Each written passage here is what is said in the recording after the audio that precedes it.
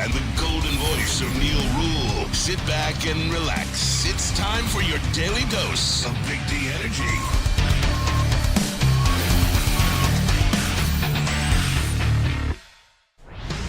Welcome to the Big D Energy Show. I am Terry Foster, not Neil Rule. And here's a guy over here, Lindsey Hunter, is already messing with me before the show even began, talking mess. I'm not talking about mess. Your Detroit Lions. I'm speaking what the masses are believing. They are Super Bowl contenders. The pundits seem to think they are Super Bowl favorites. No. They're not favorites now. They're favorites to make it to the Super Bowl. That's what people are saying. They say they're contenders. There's a difference between favorites and contenders, bro. Don't mislead the people. The pundits think the Lions have the best chance to make it to the Super Bowl. No, they don't. You read it wrong. Okay, you want to be so right. You want to be that guy screaming in the building if they make the Super Bowl. I was the first one to say this was a Super Bowl team. I'm Lindsey Hunter. That's what you want to do. That's not it at all. It's not it at all. is. First of all, if they make it, that means my Niners did make it. So I'm not going to be happy about that. Okay. But since this hoorah of confidence has been spread about, I've just supported it and I've watched the substance build. With the, at the end of the season, they were so gung-ho about, hey, we're going to run the table, right?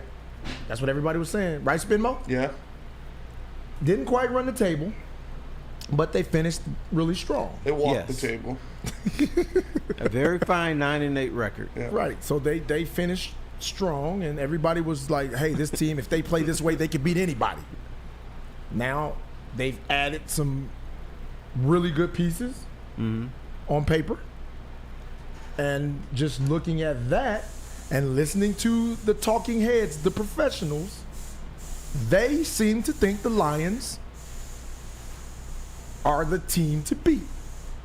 They're a good team. They're not saying they're the team to beat. They're saying they will win the division and they're Super Bowl contenders. That doesn't mean you are the team to beat. I don't like to say, because Super Bowl contenders, what does that really mean? That means you got a shot. Most teams do not have a shot. Most of the teams are just, they're like homecoming opponents. You bring them in, you kick their ass, you send them on their way. And now you said something that I hear a lot in this city, and it annoys me. What is that? You're talking about my Niners. Let me ask you, how many seasons did you play at Golden State? I mean, none. None? Even Sacramento, how many seasons did you play with the Kings? I coached at Golden State for a year. Oh, so that counts. Is that when you became a Niners fan? No, I've been a Niners fan since I was a kid. Because we didn't have a team in Mississippi. You know what I'm saying? The Mississippi Mud Dogs weren't my team. Well, New Orleans is close. Saints. Them Saints. They were wearing paper bags over their heads when I was a kid, so that definitely wasn't my team. Yeah, that's true. They were the Aints back then. Exactly. All right, so you are a Niners guy. Through and through. But you know what? Here in Detroit, and I want to know if this is going to change now that the Lions are good. You run into people, I'm a Pittsburgh Steelers fan. Or I used to be a Chicago Bears fan when they were good. Or you even get the Cleveland Browns. Oh, you don't get the Cleveland Browns because they've sucked all over the place. But you get Niner fans, Chief fans, and it just so happens these are teams that just so happen to be good, and you can lose yourself in these teams when the Lions stink. So is that what you did? No, absolutely not. I've always been a Niners fan. Okay. Never. See, the fact that I wasn't born here, I adopt the Lions as my second team because I like a lot of the players. I've met a lot of the players along throughout the years. So I've I want the Lions to do well. Now, I do enjoy because I have people that are close to me that live and die with the Lions. So I do enjoy their misery. I have to admit. So you like to make fun of them when the Lions fail? I do. I really God. do. That's my pleasure. You are the worst guy in the world. No, you are. You're sitting up here, the Lions are Super Bowl contenders. But I love when Lion fans are wallowing in their misery. That's mean. That's a guilty pleasure. I do love it. And they are so emotional. And I mean, some of them have tears in their eyes when they talk about how, they think their team was going to be good, and then they crumble, and I sit there and I go, man, you knew they were going to be 8-8. I know, dude. I could sit here and talk to you for 4 hours about interaction with Lion fans. Yes. About how they just think this is always Lions the year. fans.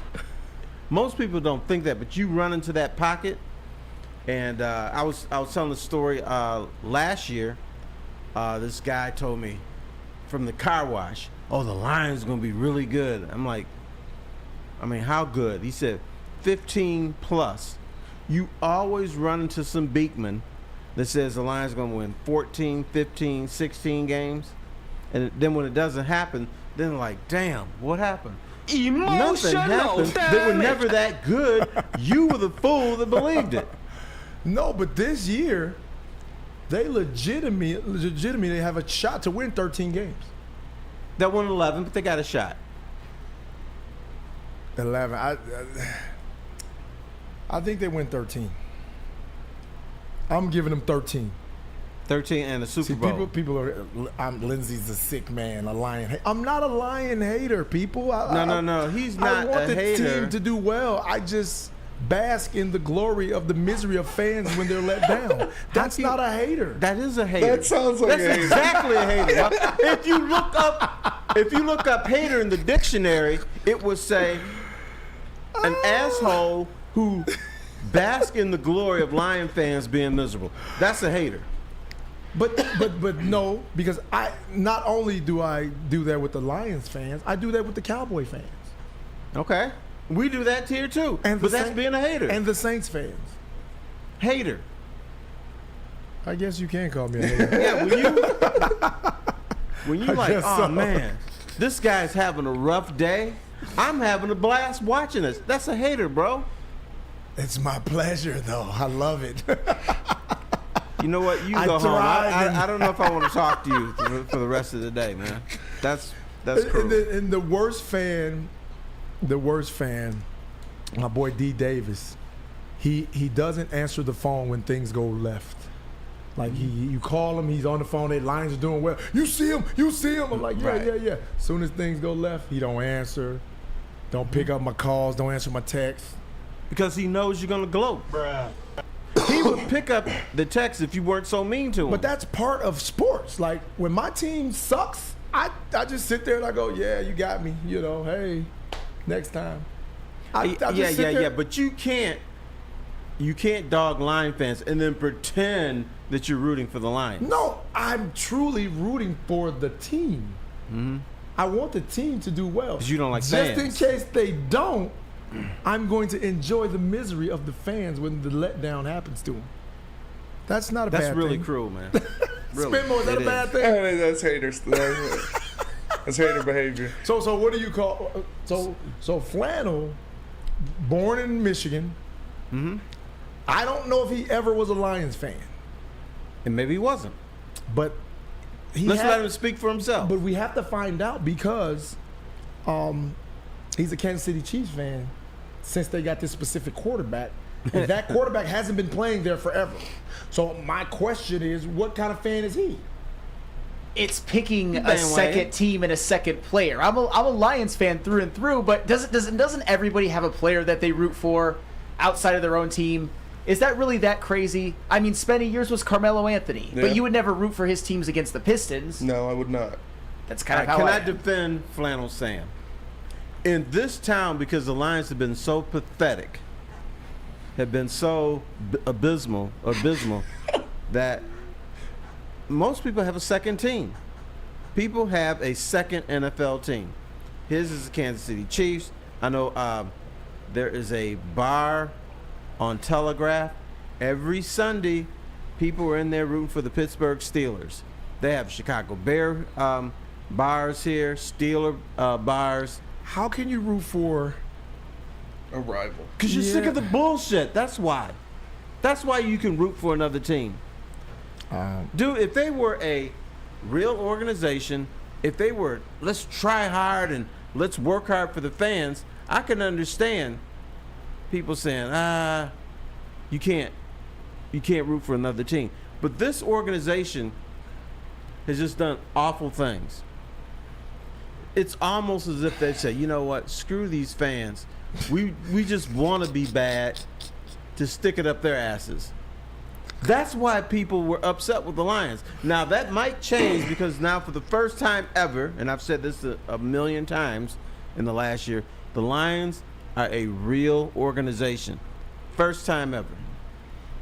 So, in saying that this is a real organization, first time ever, can you say, hey, first time ever, we really think we can get to the Super Bowl? You can say that. But you can believe it. You can mean it. But I don't believe that. I don't believe the first time you get something right, you're going to win a championship. You never know. It could happen. It could. I just don't believe it's going to happen here. You may get there 3, 4, 5, 6, 20 years down the line. It's just not happening this season. I think they got a legitimate chance. They got a shot. They have a shot. We agree on that. When I hear you say they have a shot, your shot seems like it's a shot in the dark. Like you a little bit, yeah. You're not giving them a legitimate shot, dude. They have a shot. I just don't think it's going to happen. You know, only one team from the NFC is going to go to the Super Bowl. But there's probably 3, 4 that have a shot, including your Niners, who don't have a quarterback. We do have a quarterback. No, you don't. Yes, we do. No, you don't. Yes, we do. San Francisco 49ers, only team that's a Super Bowl contender that doesn't have a quarterback. We do have a quarterback. Why do you keep saying that? Because you don't. You don't believe in Brock Purdy? That's not a quarterback. Oh, my. That's the dude that gets the ball. Now, he snaps, get the ball. He stands under center, gets the ball, and just does whatever he does with it. He's not a quarterback. Now, Terry, that is being a hater. Like what you're doing right now, that's being a hater. Brock Purdy, I applaud what he's done. Good little non-talented guy that has guided a team that's on autopilot through the playoffs. Well, Terry, everybody can't fly a plane on autopilot because some people don't understand what dials to push and what buttons to press and all that. Everybody can't do that. We've seen it. Everybody can't do that. He did exactly what he was supposed to do at a very high level. If Brock Purdy played in the NFC Championship, I think they would have beat We the win. Eagles. Yeah. We win. Yeah. And we win the Super Bowl. Yeah, probably. If Brock Purdy was good, Oh, my. you would win the Super Bowl. Terry, he is good. He would dominate the XFL. I'll give you that. Oh, my God. This is USFL. Y'all dude. talking about I'm a hater. Dude. No. This is Buck Nasty. No. Most diabolical hater this side of Mississippi. Stop it. Lindsey, Brock Purdy is a cute little quarterback. He's cute. He's a cutie pie. But he's not good. Terry, he is good. Did you watch him? Yeah. He's good. He can make all the throws. As the season went on, his timing was impeccable. He moves in the pocket well. He's more athletic than people thought. The dude is a winner, man. You'll see. Don't worry about it. Put him on the Cleveland Browns to see how much he wins. Dude, you can put anybody on the Cleveland Browns, they get their head knocked off. You got to have some resemblance of an offensive and this line. is coming from a Niners fan. The thing about when you're a fan of something, you don't see things clearly. Because you're so gung-ho about my team got to win, my team got to win. You don't see things clearly. Ben Carmichael says, Brock Purdy is the Jeremy Lin of the NFL.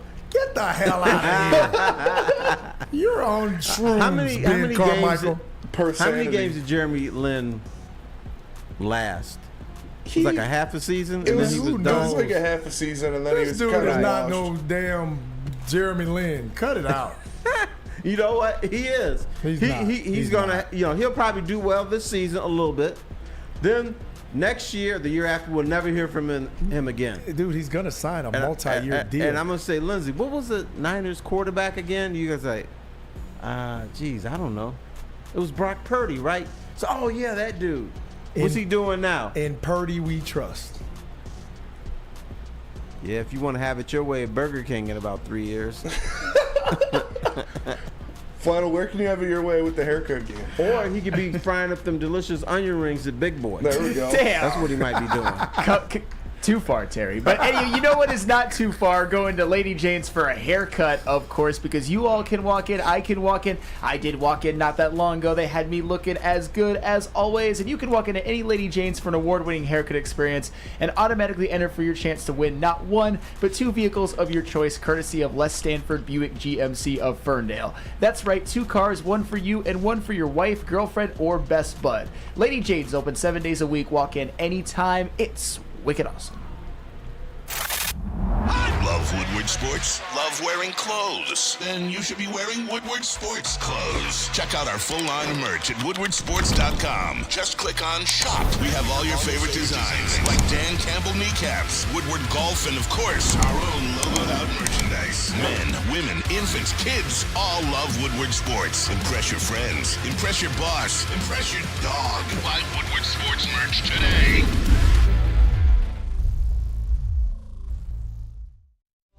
Since the dawn of moving people, Chevrolet has led the way.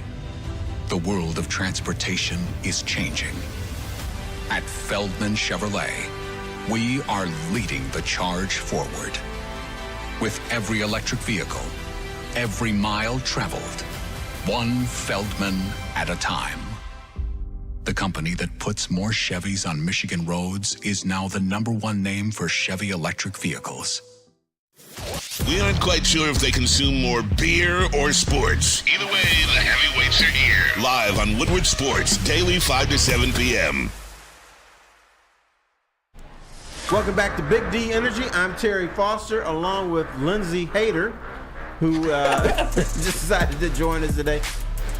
Speaking of your Detroit Lions, guess who ESPN said is going to be the breakout player for the Detroit Lions this year? Who? Jared Goff?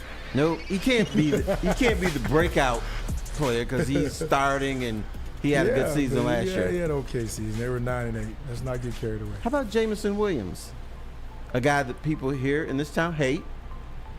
Yeah, nobody hates J-Mo. Dude, where you been? You been under a rock or something? I don't know. I don't listen to people. His father had to come out and defend him the other day. See, here's the thing about being an athlete. And that's why it's, I'm glad my dad taught me you got to have a little asshole in you. You know what I mean? Mm-hmm. Sure. Like, you cannot give a damn about what people think about you. Because sure they're he going to doesn't. love you one day and they're going to hate you the next day. So guess what? Fuck 'em all! That's how I feel. That's fair. Yeah, but I know when you were on top of your game, you didn't turn down any of those free beers that people were giving you. Absolutely not. Okay. To this day. But anyway, Jameson Williams is a guy that's been scrutinized, and I think unfairly in this town. No matter what he does, it's huge. The gambling thing. Here's what I thought initially about when he gambled. That he was in a seminar. They told him you can't gamble on anything in a Lions facility or a Lions or NFL facility. But that wasn't the case. He did not get that mess. A bunch of players didn't know that.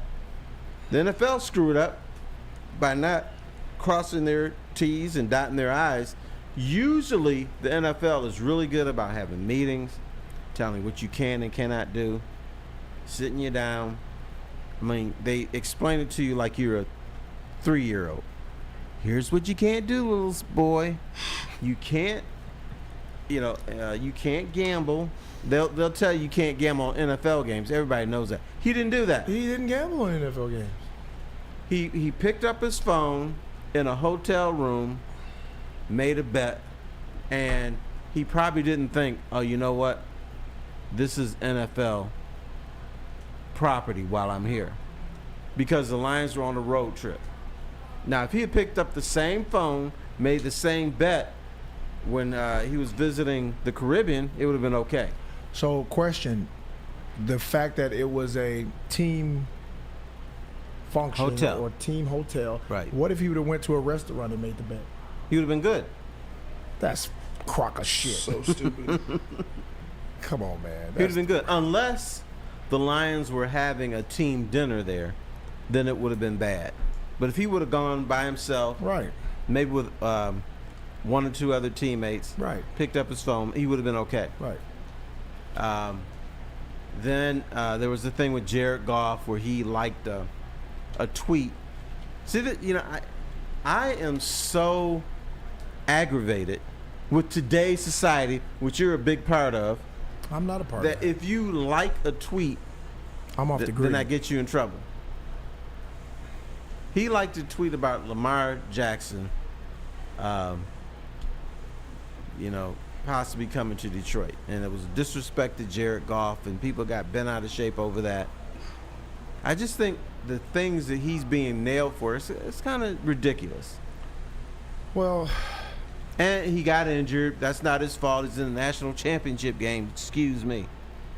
But I still think this dude is going to be really good. no, he's a stud, most definitely. I don't really pay much attention to what people think about athletes, especially a young guy that's, he's not out here flashing guns and Let me tell you this. recording Here, himself. I'm gonna piss you off right now. Guess what else he got scrutinized over? What? There are these kids that if you leave the Eastern Market, Oh, he gave somebody some money. these right? kids are selling bottled water for $1. I even bought a couple bottles from him. I gave him $3 whole for 2 bottles. So, but anyway, he gave the kids $100 bills. What is wrong with that? Nothing. He's got helping the kids scrutinized for out. that, too. He brightened the kids' day. Right. And they probably took some of the money to Mama, and Mama bought some groceries. No, they didn't take that money to mama. I bet you some of them did. Not everybody did. You give a kid $100, he ain't taking that to mama. Yeah, but it's just, I don't pay attention to much of that stuff. That's why I don't really know about it, because I don't see anything the kid did wrong. I just know he's a super talented kid that's going to be a star. If he can stay healthy, he's going to be a star. Like, he has star power. And So is he going to do it? I think he will. Yeah, I still believe in him, too, think because he he will. just has too much speed, too much talent, Yes. and he's going to do. Now, they brought in Denzel Mims, another guy that didn't quite work out in New York. He was injured a lot, but he's got speed. And, for the first 6 games, Mims, if he is just a threat, he doesn't even have to catch the damn ball. Just be a threat for 6 games, the Lions are going to be better off. He said just a threat. Just a threat, because the Lions basically are going to go underneath the Amon St. Brown. I think Jahmyr Gibbs is going to play in the slot. They're going to run the football. Yep. Yeah, they're going to be conservative. I believe they're going to be conservative. They're going to do a lot of dinking and dunking out the backfield and a lot of underneath stuff. They do need somebody to take the top off that defense. And I think is going to have a good year? Who? Mohammed Abraham, whatever his name is, the kid from Minnesota. He's a rookie. He was undrafted. But he is a guy, when you give him the ball, he just moves forward. He never goes backwards. He's going to get you some positive yards. He could be that guy that just finishes drives. Well, I do hope J-Mo gets back on the field and be, impactful. It's going to take him a couple of games, though, I think. But he's that element that they need for that offense to be. So we won't see him show out until like the end of October. Yeah, it's going to take him a couple of games. Yeah, that's sad. They suspended him, though. That's just. But I don't fault the kid. The kid made some mistakes, but nothing major. Like, he didn't do something. He wasn't out here just wilding and acting a fool. So you can't sit here and just, I don't. And overall, I don't think Detroit hates the guy. I just think a lot of, you get a lot of these fanatics on here that think that, he's, somebody said that Right after he got suspended for gambling, he flew out to Vegas and gambled again. So effing what? Yeah. No. They weren't mad that he went to Vegas to gamble. They're mad that he went to a concert. What? And then he posted it on So online. he wasn't supposed to go to a concert? Well, he could go to the concert, but he wasn't supposed to post it online. That's what he got in trouble for. Why wasn't he supposed?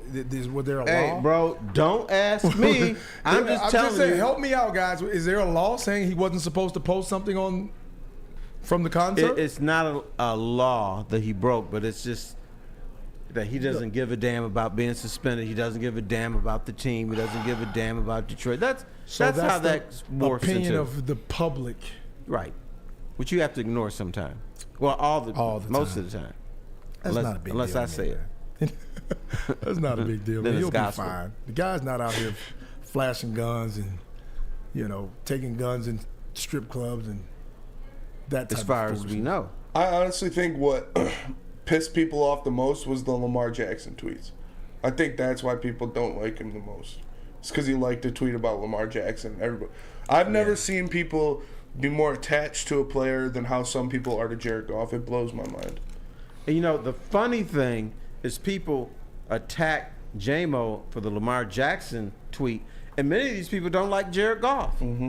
Every time you look up, when's the magic going to run out? Jared Goff is not that good. Jared Goff is a product of the Lions. He's a product of the offensive line. He's a product of Ben Johnson. Ben Johnson, by the way, do you know what Ben Johnson was crowned? The best offensive coordinator in the National Football League. It's all relative. Mm-hmm. He's not better than Shanahan, but he's a head coach, so we kind of. Well, Shanahan he's a head coach, but he's the offensive coordinator too. Right, exactly. Same with Andy Reid. Yeah, Shanahan, Andy Reid. here's how good Shanahan is. He can. Stop talking about Brock Purdy. No, I'm not going to say anything about. I'm not going to say his name, but Shanahan has a potent offense without a quarterback. How many guys can do that? Well, I'll tell you this: how potent was it when Brock Purdy got hurt? Yeah, but then they brought me in as quarterback. I'm just saying. You said they could do it without a quarterback. Brock Purdy goes down. We couldn't get a single yard, not a positive piece of yard. Come on, man. Brock Purdy's good. He's that deal. Okay. Come into the new world. All right. Brock Purdy's world. He's just living in it, Terry. So Ben Johnson was voted best offensive coordinator, but and you have to give credence to that because when you look at the individual player ratings, Lion players do not rank high. We love Amon St. Brown here. Right, he's good. He's not considered a top 10 receiver. Well, you look at the 10 guys that are ahead of him. How can you put him ahead of those guys? You can't. That's my point. But- and he's really good, though. But he's good. Yeah. But Ben Johnson is considered getting the best out of him. And He's Goff, always open. That's all I'll say. And Goff, what does Goff rank in quarterback? It's like 12. That's But- about right. Yeah, but Ben Johnson is being credited for making Jared Goff a more competent quarterback. You have to understand, out in California and LA, a head coach lost confidence in Jared Goff. A head coach, Sean McVay, said this guy is no good. He was shopping for his replacement. Get him the hell out of here. Well, I don't think he said he was no good. He just didn't think he could get them. He wanted a quarterback when worst came to worst. If I need a guy to throw the ball 50 times to get us a win, he wanted that. And Goff wasn't that. It means he's no good. No, that doesn't mean he's no good. Okay. How about I rephrase that? Not good enough. There you go. All right. There you go. Because, there are quarterbacks that can manage a game with, and look impeccable, right? Sure. And there are some that when the time comes for them to say, hey, we just want to drop back every time now. They can't do that. But there are guys that we know, the elite ones, if need be, we're going to ride it on that arm and we're going to drop back every time and we need you to get us to the promised land. Everybody can't do that. That is true. Well, Jared Goff could not do that in Los Angeles, but all of a sudden he can do it in Detroit. And Ben Johnson's getting credit for that. Yeah, well, maybe, maturity. He's been to a Super Bowl. He went through some ups and downs. And maybe he's matured enough to finally. I want to pick your head as a former professional athlete. Did you play professional sports? A little bit. Okay. How much credit? I'll tell you, coming back, how much credit do the coaches get in your success on the court? We'll wrap up about that next on the Big D Energy Show. Terry Foster and Lindsey Hunter. Oh man, that's a little bit too far, Terry. But if I don't even know how to transition that. But anywho, if you want to go, smoke a few, go to Dispo. Experience the true meaning of exceptional cannabis products with Dispo. That's real, my God. Indulge in the finest selection of cannabis curated with care. With over 10 locations, Dispo is never far away. Visit disposhops.com today and unlock a world of endless possibilities in the realm of cannabis. That is DISPO shops.com, your local cannabis plug. Can't get enough Woodward Sports content? Head over to woodwardsports.com right now for up-to-date sports articles and great entertainment news. We have the best writers, bloggers, and coverage all at your fingertips. Head to woodwardsports.com right now to experience all Woodward Sports has to offer. The Sports Marketing Agency would not be who we are without great community partners like Higuera Health and Carol Zaniga. It's an awesome opportunity to partner with your organization. Higuera Health is a comprehensive behavioral health organization. We serve children through older adults with mental health, substance use, and developmental disabilities across Western Wayne counties, and really excited to now be in downriver communities as well. Give us a call at 734-458-4601. Woodward Avenue, the first paved road in America. Woodward Sports, the first sports network born in Detroit and made for Detroit. Terry Foster here, Lindsey Hunter. Lindsey, we were talking about Ben Johnson. He was named the top offensive coordinator in the National Football League. He happens to be the OC of the Detroit Lions. Now, Isaiah Thomas, Hall of Fame point guard for the Detroit Pistons, said on the podcast that Chuck Daly, the coach that led them to 2 NBA championships and 3 NBA finals, was fired in 1986 because they got off to a bad start. They had a bad season, and so Jack McCloskey, who was the GM, fired Chuck Daly. Now, Isaiah Thomas said if we didn't have Chuck Daly, Pistons couldn't win those championships in 89 and 90. Now, you were in a similar situation where the Pistons fired their coach, Rick Carlisle, to hire Larry Brown. Now, my question to you, with the makeup of that team, if you had kept Rick Carlisle, could you guys have won the championship in 2004? Well, there are a lot of variables that go into that because, could Rick Carlisle have handled a guy like Rasheed Wallace? Would that have worked? I don't know. Rick was super smart, really good coach. I like him as a coach. But more of a volatile personality probably to deal with a guy like Rasheed, who was very opinionated and boisterous and,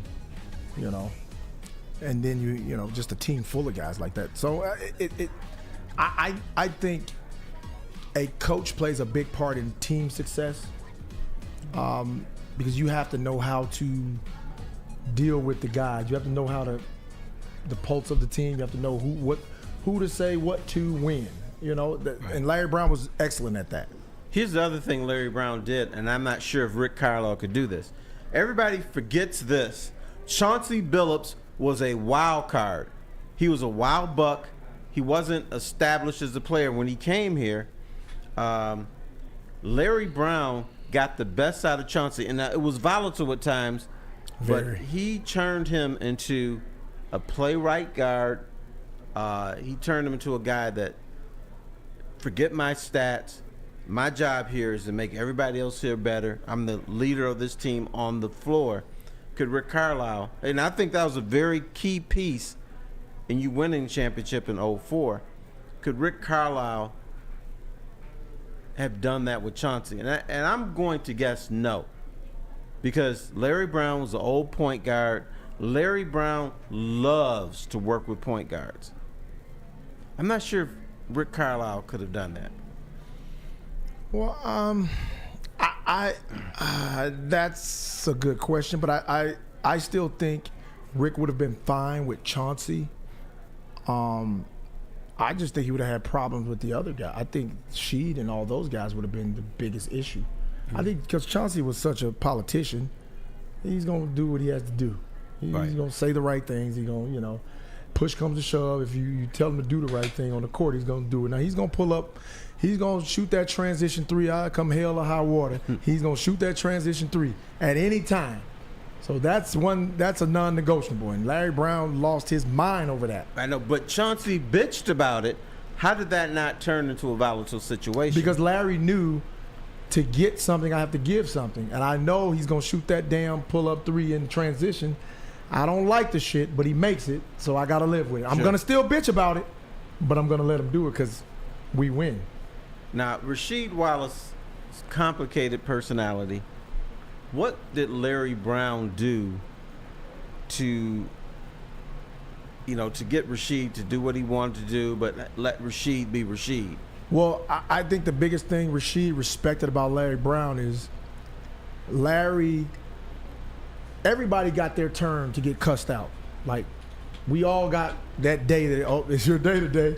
He's on your ass, And Rasheed respected that because nobody was above it, And you just knew when your day was. We just laughed about it. Right. And Rasheed respected that because he was like, man, Larry ain't pulling no punches with nobody. So nobody was above, And she, believe it or not, was one of the most team-oriented guys I've ever been around. Like, he loved for the team to feel like everybody was together. Like, that's what he wanted more than anything. Because, honestly, he's the most talented guy on our squad. And easily, if he, commanded the ball and wanted to be one of those guys, 20 and 10 every night. But that's not, he was like, hey, I'm here to be a part of something special. Let me get my 14, 15 when when you need me, bring it to me. But I want to make sure everybody is playing the right way and I'm going to fit in. And that's what made she so special and so unique. Because honestly, man, the dude is probably one of the most talented power forwards ever to walk the face of the earth. Like, he's that talented. He's a Hall of Fame player?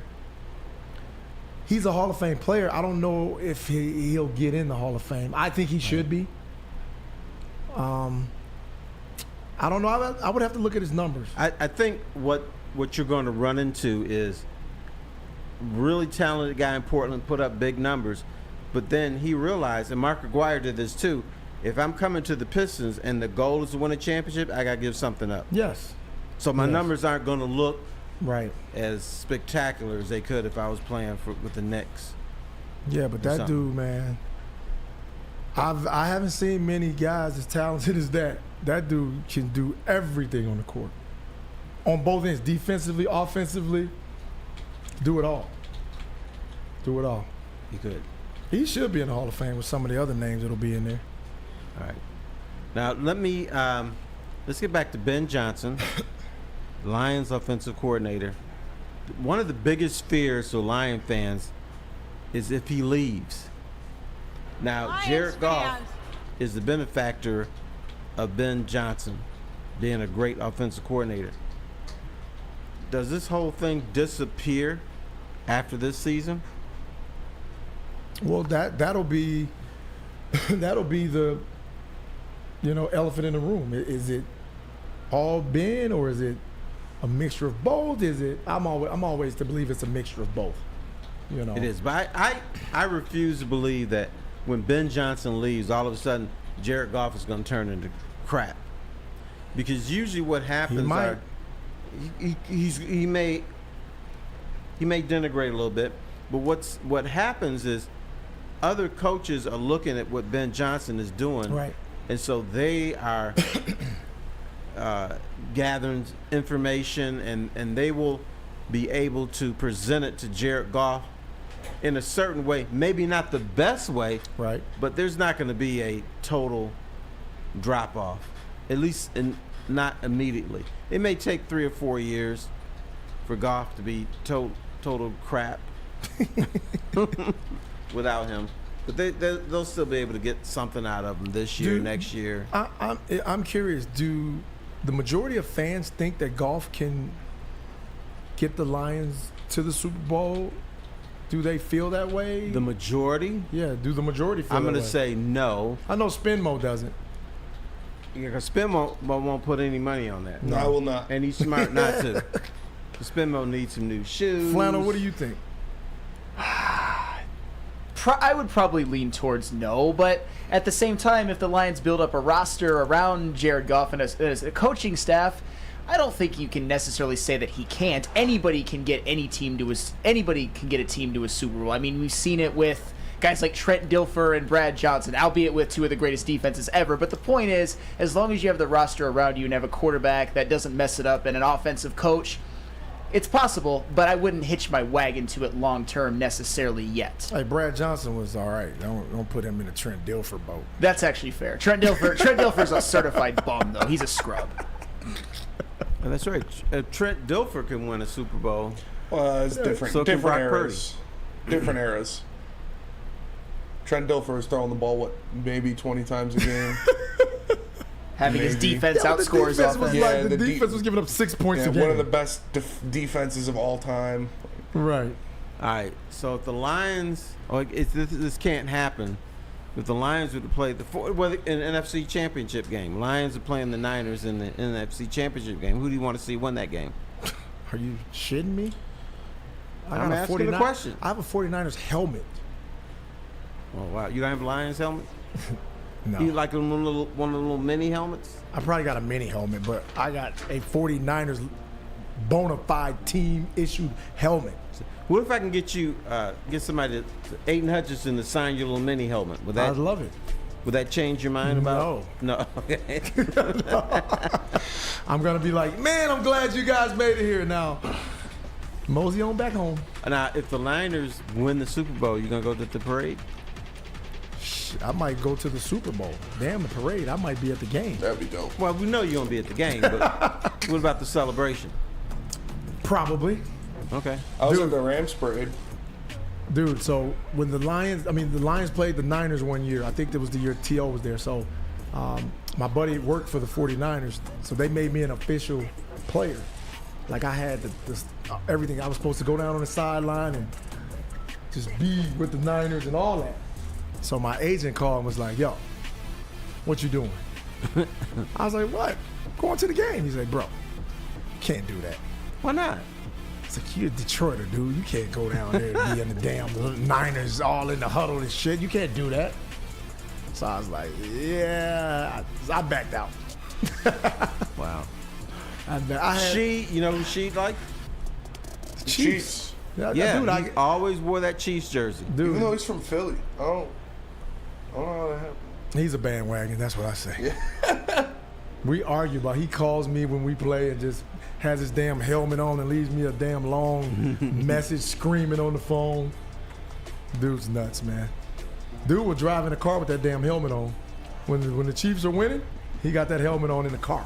He's a crazy cat. You might not Crazy know. kid. You might not know how to play football like a professional athlete, but you can play golf with some professional athletes. Thanks to Randy Wise. How would you like to see famous athletes like Jim Harbaugh, Darren McCarty, and Braylon Edwards play golf with average Joes? Thanks to Randy Wise Automotive and Woodward Sports, you'll be able to do just that.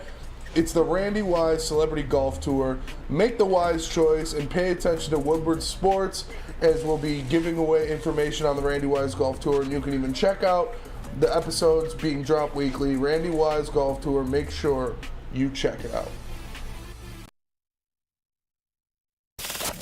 We don't like to brag that we are the toughest sports network in Detroit, but we do have a guy named Darren McCarty on our side. Woodward Sports.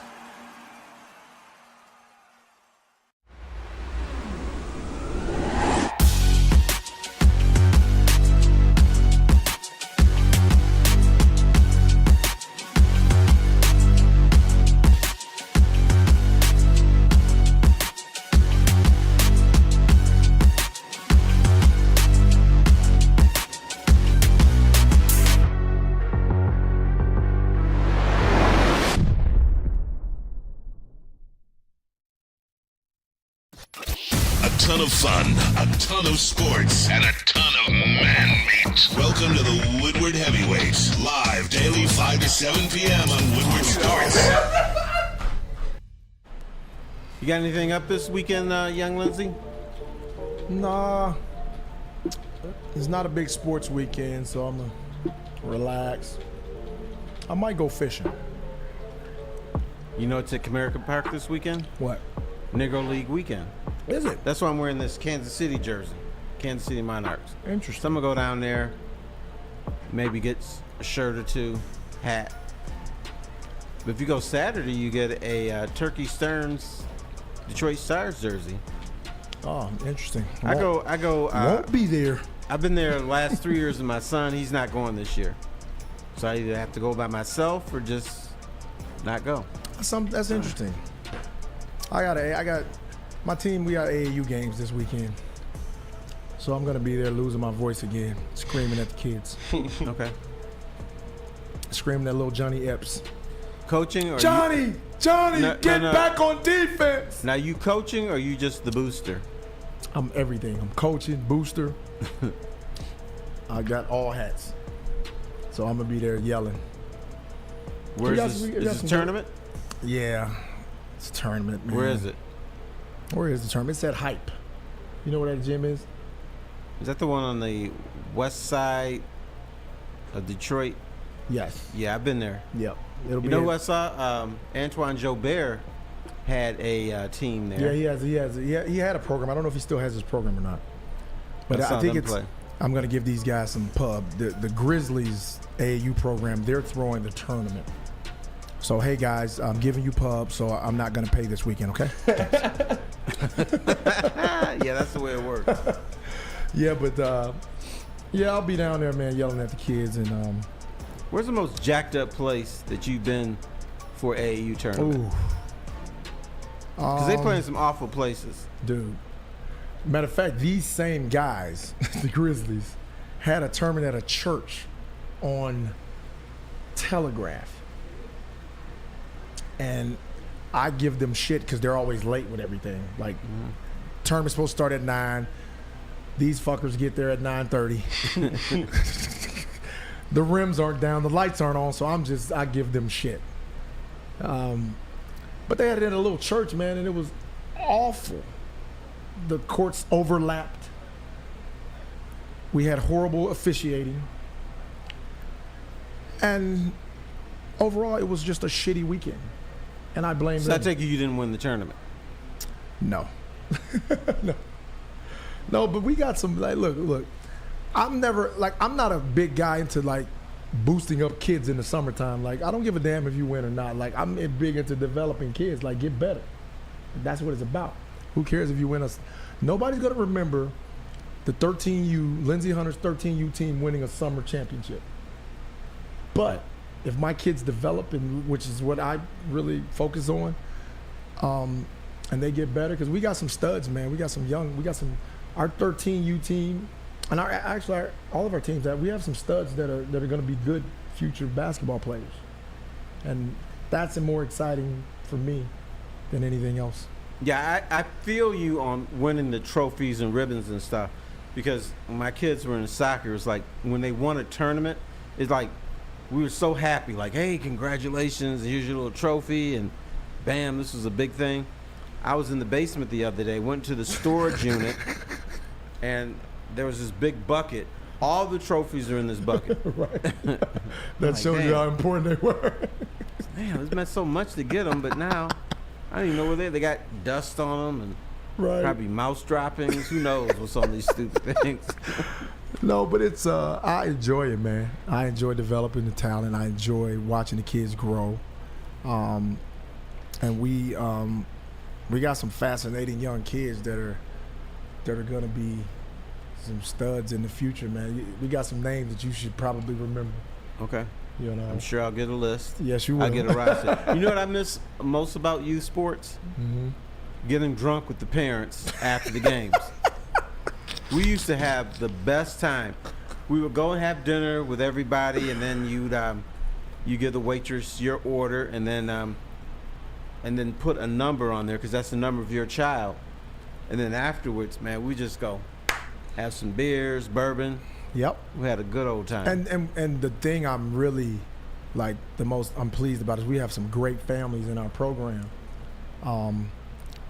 For the most part, we've had to sever ties. Who with a don't you couple like? of them. Well, there's this one dad, man, who swears his damn son is LeBron James. There's I'm only sitting here- one? Yeah, we don't have we've kind of eliminated the delusional parents. And I'm telling him, like, look, we're trying to develop your kid, like, you know, and he's fussing at me, my son's better than everybody on the team. And I'm like, dude, first of all, Is he? no. Okay, all right. I'm like, your son's, you know, he I love him. He's a good kid. He works hard, you know, but dude, he's a long way away from the level of some of these guys. And people don't understand. It's okay. They're 13. Like, it's okay that your kid is not better than, you know, little Johnny.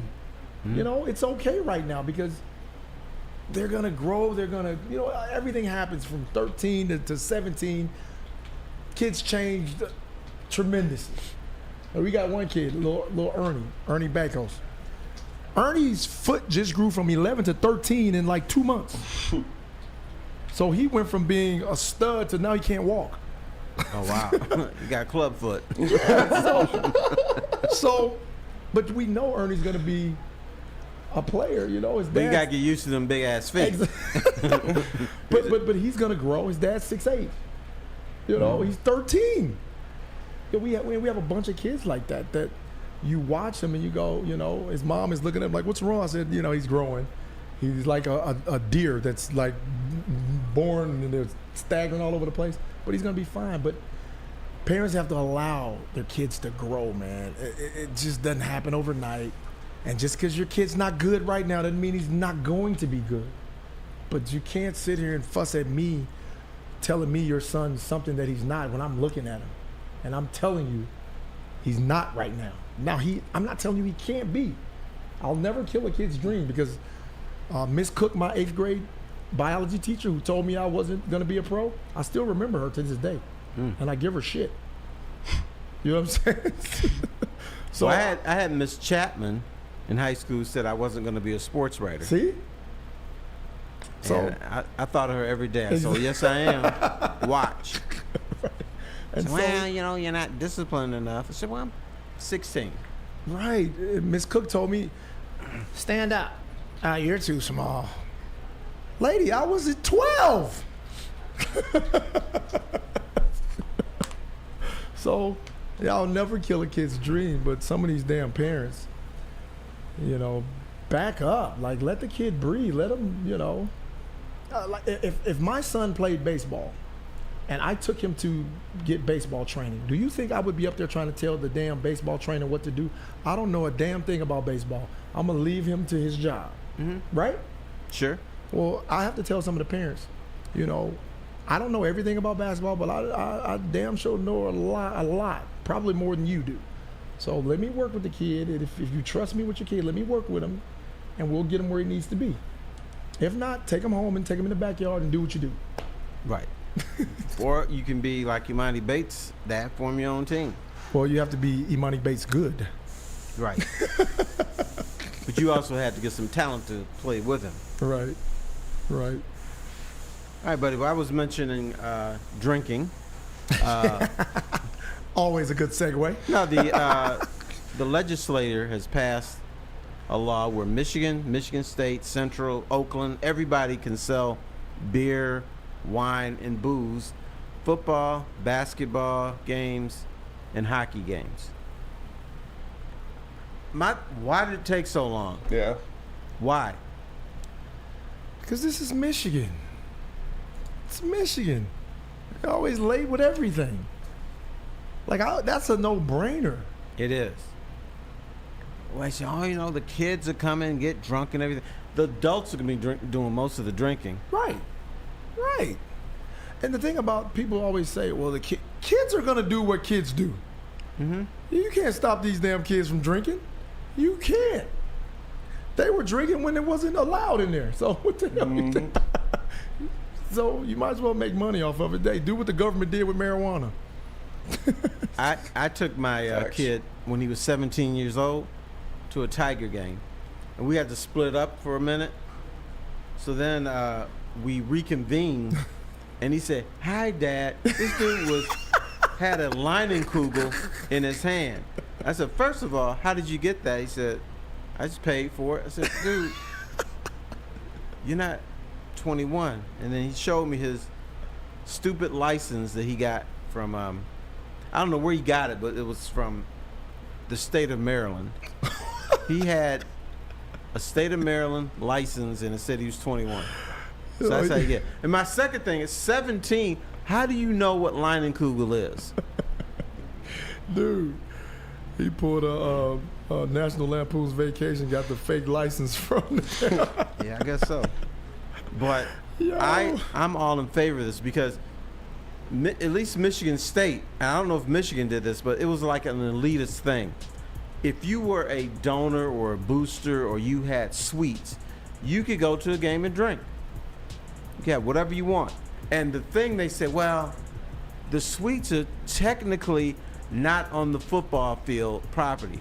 Well, shoot, you can see the game from there.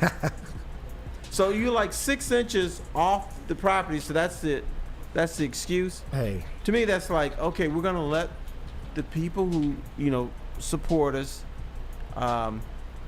with financially drink, but the rest of you peasants can't. That's not right. Where there's a way around it. Of course. Shooters in the socks. See, spitballs. I brought a lot of alcohol in the Spartan Stadium. Yeah, but why wouldn't you have alcohol at a college game? College is like pros anyway. Alabama, Michigan, Georgia. Those are like semi-pro teams. Hey, don't put Michigan in the same boat with Alabama and Georgia. Don't I'm do not. that. Please, Hey, that's disrespectful. hey, they making as much money. Okay, They may not be able to monetarily. beat them on the field. Okay, there you but go. they bringing them Benjamins in. There you go. Okay, let's reference it that way. It's fair. Because they're definitely not in that field of caliber of football. No, they're team. not. And I'll throw in Michigan State and Purdue. They're making money too. Right.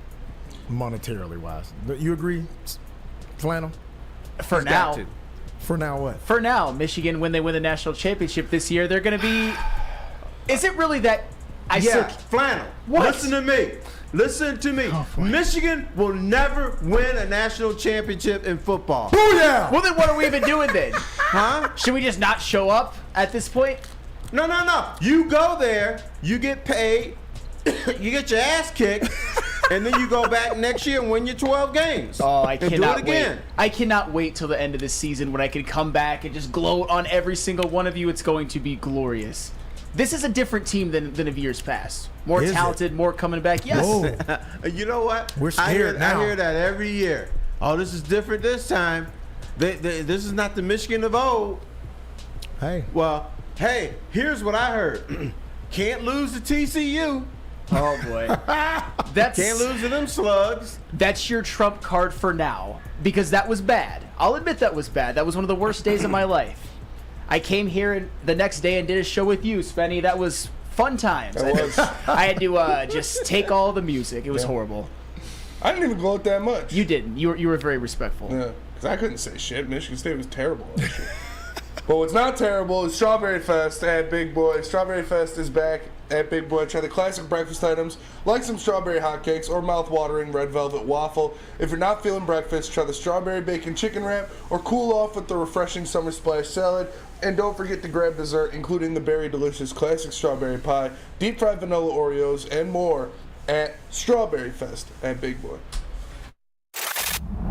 Love Woodward Sports? Love wearing clothes? Then you should be wearing Woodward Sports clothes. Check out our full line of merch at woodwardsports.com. Just click on shop. We have all your favorite designs, like Dan Campbell kneecaps, Woodward golf, and of course, our own logoed out merchandise. Men, women, infants, kids all love Woodward Sports. Impress your friends. Impress your boss. Impress your dog. Buy Woodward Sports merch today.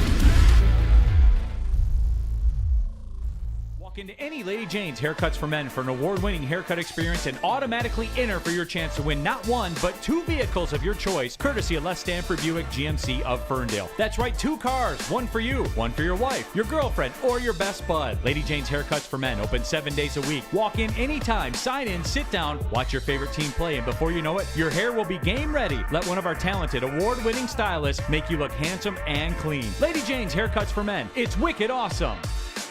You have an opinion? Make sure it's seen and heard. Corner, jumper. Tweet us, hop on the YouTube chat, slide in the DMS at Woodward Sports on all social media. Your childhood may be over, but playtime is not. Outdoor Equipment Company is your source for outdoor power equipment, sales, service, and parts. Carrying top brands such as Bad Boy, LS Tractor, Steel, and more. Servicing the Great Lakes region with locations in Metro Detroit and Greater Lansing. For more information, visit us at OutdoorEquipCo.com. Outdoor Equipment Company, your local equipment playground. Now, someone said something on the chat. I want to give them full credit. Lindsey, can you read that last thing you brought up to us? Oh, God. Because I agree with it. A Taste with Trav says the Lions will win the Super Bowl before Michigan wins the national championship. Woo-hoo! I 100% believe that. I'm buying. The Lions will win a Super Bowl before Michigan wins a national championship. I'm all in. I mean, by definition, the Lions can't because the national championship this year takes place before the Super Bowl. So factual. Flannel, baby, I love you. But Michigan will never win a national title. Say that again, T-Falls. Michigan will never win a national title. One more time for the people in the back. Michigan, the University of Michigan, will never win a national title in football. They might win in basketball, softball, baseball, whatever. The power, if you can play football, you go into the SEC or Clemson. I mean, that's where all the power is. Nobody's won a national championship north of Ohio. Since 2014. I mean, 2014 Ohio State won it, but still, I mean, in the past 2 years, Here we go. The only teams that have made the college football playoff both years are Georgia and Michigan. They're better than they were for the previous few years under Harbaugh and the entirety of Brady Hoke and Rich Rodriguez. They took in that next step. The next step now is the national championship. And a lot of people, even people at this network, usually people on this show, if I don't say that, will say that I'm a fan with a loser's mentality. That's true. So I guess it just depends on who I do the show with, right? All right. First of all, Michigan plays in the weak-ass Big Ten. Fair. And, you know, and for years and years and years, here's what we've said up here. Big Ten is the best football conference in the nation. We've been saying that for like 60 years. It was never true. When the Big Ten went to the Rose Bowl to get their asses kicked by USC, UCLA, and Washington, we always said, well, the Big Ten beats each other up during the regular season, and they don't have enough energy to play in the Rose Bowl. The Rose Bowl came 5 weeks after the Big Ten season was done, and we still came up with that weak-ass excuse.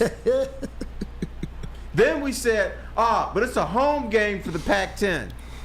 Even though for Washington, it's almost a 3-hour flight from Washington to the Rose Bowl.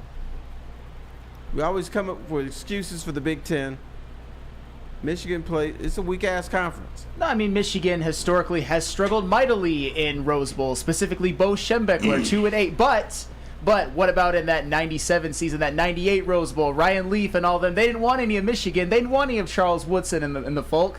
That was the last time they won a national championship. You guys act like it was like 1930 or something. It wasn't that long ago. Did they outright win it? They did everything that they could possibly do. No, that's not what I asked, Flannel. So I guess it just doesn't count then. Nothing about it counts. They literally did every single thing that they could do. They were undefeated on the season. They didn't get a chance. They didn't even. It was a different system back then. Here's why. No, this was the Stone Age era of college football. You know, Terry. You know. You're playing for a national championship. You're playing Washington State, who's a bad team. Nebraska, who you shared it with, is playing somebody else. I don't even know who they played. And plus that year, and I'll give you credit, Nebraska lost the game during the regular season. They got bailed out by the officials, gave them a 5th down. So, yeah, Michigan won that national championship, but you didn't play somebody for the national title. But T-Falls, they didn't outright win it, though. It was they shared. Didn't. It was shared. But I still say they should have won it. Right. Because Nebraska lost that year. We can only go by what the history tells us. It was shared. No. It's like the year that Brigham Young won a national title. All they had to do I think it was in a bowl game, is beat Michigan, who was like 6-5 that year. You're playing a 6-5 team for the right to win a national title. That doesn't make sense, man. Try that today. It doesn't make sense. Today, if you got to beat Alabama or Georgia or LSU to win a national title. Even TCU, who sucked in the title game last year. You got to beat somebody legit. Hey, Sam, Steve O'Baby says, Sam, you do know Jim Harbaugh is 1-6 in bowl games. I'm aware of that. Yes. Oh, okay. Yes. That's a tidbit that you left out. I didn't know. I'm just figuring this out. I mean, I never leave it out. They lost in the last 2 college football playoffs, the 1 bowl games that really matter. And especially last year against TCU, that was a big-time black mark. It was one of the worst days of my life, and it's a loss that should not have happened. It was one of the worst days of my life. I didn't even want to go out that night because it was on New Year's Eve, but I had to. TCU was the 2nd worst team ever in the BCS semifinal game. The only team that supposedly was worse was Cincinnati. Oh, I thought you were going to say Michigan State. Michigan lost to that team. Bad. And even though the score ended up being somewhat close, I think Michigan got their asses kicked. They didn't get their asses kicked. It was fairly close. Michigan, they had a couple of, I'd say, self-inflicted errors, like 2 pick sixes, not scoring twice in the red zone, any points. That's not excuses. Those are reasons. And by the way, that TCU team, I think, in hindsight, will look a lot better because, I mean, Quentin Johnston, Steve Avila, Kendra Miller. How they look in the when they play the real team? Terrible. JV. Terrible. Let me clear something up in the chat. These people seem to think I hate Michigan. I don't. I simply told you guys my perspective about fandom. I like when other fans are miserable. Like, that's just it. I do. I like it. Is that all bad? Yeah, it's bad. It's not. Particularly when you say, "Hi, I'm Lindsey. I'm your pal." Except when you're rooting for the Lions or Michigan, and I want to see you miserable. No, that's not right, man. But I truly, genuinely want all Michigan teams to do well. But just in case they don't, and I get to see the misery of the fans, I embrace it. Is that so bad? You're a hypocrite. Here you go. No, this guy right here. Have you ever been out with Lindsey? Oh, this dude is. Hey everybody, I'm your pal. I'm Lindsey Hunter. I used to play for the Pistons. I was the guy. And by the way, last time we had a show, people approached me about your nickname, and they said, "How come you didn't bring up he was the isotoner?" I'm the isotoner because Gary Payton was the glove. You're the isotoner. I wasn't no damn isotoner because you played defense. So I'm your pal. I helped you get an NBA title. I love you. I do. But then, if you're rooting for the Lions, I hope they lose so I can see you be miserable. No. That ain't right. I don't hope they lose. I don't. But when they do, I'm here to gloat in their faces. That's my job. That's my pleasure. Why? It just makes me feel some type of way. You know what I mean? Even though, other than that, hey, I'm Lindsey, your pal. Here, come on. Yeah. I think that's the beauty of sports. Like, people say, don't kick them when they're down. No, kick them when they're down. But there's a difference. Laugh at them. No. You are here trying to commune with the people here in Metro Detroit. I love my people here in Detroit. Okay. You should save that gloating for fans you don't like Chicago Bear fans. We hate Chicago. No, I do this with all fans. I don't just do this. I do this when I see fans and they are heartbroken, crying, pissed off because their team is shit. I'm there to let them know how much of shit they are.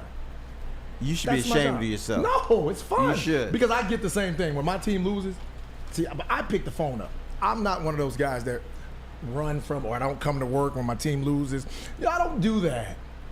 I just stand there like Now, a who man. doesn't show up for work when their team loses? Oh, I don't know. A couple of guys around here didn't show up. On the final word. Those guys don't show up. So, oh, man, I ran out of gas. I couldn't make it in. I just take it. I'm just sit there and go, hey, yeah, you're right. They give me shit. I take it. Hey. I would never call you when you're down because of a sports team. Why not? It's childish. It's immature. It's ridiculous. And we all have that childlike behavior in us, and that's the only way we let it out is during sports. So, sure. That's fair. So I have to exercise my demons that way. So I let everybody know when their team sucks or losing, I'm gonna let you know. No doubt. And maybe the difference between both of us is I'm a professional and you're not. No, that's not true. I'm not gonna gloat. I'm just a I'm the guy that's okay with being the jerk. I'm fine with that. But you're being jerks to people you supposedly love. I do love them. I do my kids the same way when their team loses. Come on, man. Yes, I do. You make fun of your kids when they lose. Yes. No, you guys suck. Like, what am I telling them? You guys suck. Well, what if they lost on a last-minute jump shot or something like this? Here's what you should do. I'm going to give you some fatherly advice. Mm-hmm. When your kids, how old are they now? My baby's 21. Oh, well, you can't do that now. Yeah. But what you should have done is, after they lose, take them out for ice cream. For what? You know, help them out. Say, I feel you. I love you. I'm sorry you lost. But Here's some ice cream. But I raised them the right way, so when they lose, they're miserable. So Yeah. they're fine. No ice cream, buddy. I used to get mine chocolate ice cream, whatever they wanted. I remember I missed the open tackle one time against I forget what team we were playing. I think it was Madison. Had the running back right there, missed the tackle. My dad was talking so much shit to me for like a week. Didn't miss tackle the rest of the year. You missed the tackle? I missed the tackle. Okay. It was one-on-one, Your dad was open mad field. because he was living vicariously through you. Yeah, that's fair. Nah, It was probably like not, he no. was on the field and he missed the No, tackle. that's what dads do. My son actually, Caleb played in 3 state championship finals. He played in 3. He won 1 and lost 2. He lost 2 at the buzzer twice. Oh, man. And you made fun of him. Well, I didn't make the second one. I didn't make fun of him, but no, the first one they lost. I told him. I said, looking at the teams before the game, because his team they thought they were so much better. They were out there just bullshitting around in the warm-ups. Mm-hmm. And I said, they're going to get popped. They're going to lose. And lo and behold, game winner, bucket, they lose. And we talked after the game, and he was like, he was done. He was damn near in tears. He was like, I told him I knew we were going to lose. Everybody was bullshitting. And they lost. Yes, but if you lose, you might need some insurance, of course, and then that's you got to go to Swiss Insurance. And now that summer's here, it is important to make sure you are properly covered, whether it's a grad party or just a group of people over to enjoy the lake or pool. Your liability exposure increases significantly in summertime. Let the Swiss Insurance Group review your coverage and make sure you are protected from an unexpected loss. Check us out at swissins.com or call Mark today at 248-800-4177. Again, that is 248-800-4177, Swiss Insurance. Can't get enough Woodward Sports content? Head over to woodwardsports.com right now for up-to-date sports articles and great entertainment news. We have the best writers, bloggers, and coverage all at your fingertips. Head to woodwardsports.com right now to experience all Woodward Sports has to offer. By now you know me, Christina Schnarri, as the obvious choice in real estate. And you know my website, soldchristina.com as your #1 resource for buying or selling your home. Myself, along with my amazing staff, pride ourselves on making your home buying and selling experience a relaxing and easy one. Come see why we are the obvious choice. Christina Gennari at soldchristina.com, the obvious choice in real estate. The only sports network in Detroit that starts with a W. You know, because we win. Woodward Sports, Detroit's winning sports network. You know, there's two things in life that I'm sick of right now. One is Lindsey Hunter dancing on the graves of Detroit fans. Shame on you. The second one, I'm tired of the Detroit Tigers. Oh, we talked about this. Why do you guys keep getting like your hopes up high? Like every time we talk about this, you guys, they're 5 games back, and there is a way they can. Okay, you haven't heard my take on it though. Bless you. I'm tired of them because the Tigers can lose 8 games in a row, and they're 5 games out of first place. Then they can win 6 out of 7. They're 5 games out of first place. Right. Because this division is so awful. But I'm just, I'm not a guy that's going to applaud mediocrity. Either be good or just be bad. That's you, definitely. And they're bad, but they're still in it. Are they really in it though? Yeah, technically. By the No, numbers. I don't want to hear technically. We know. Are they really in it though? They're on the fringes. They're not going to win the division. They will finish below 500. And really, the team that's going to win this division, as bad as it is, they're going to win 84 games. Watch. At some point, somebody's going to get not even hot, but they're going to get lukewarm, win a couple games. So can the Tigers win 84 games? I say absolutely not. But now the dilemma for me is the trade deadline is like a week away.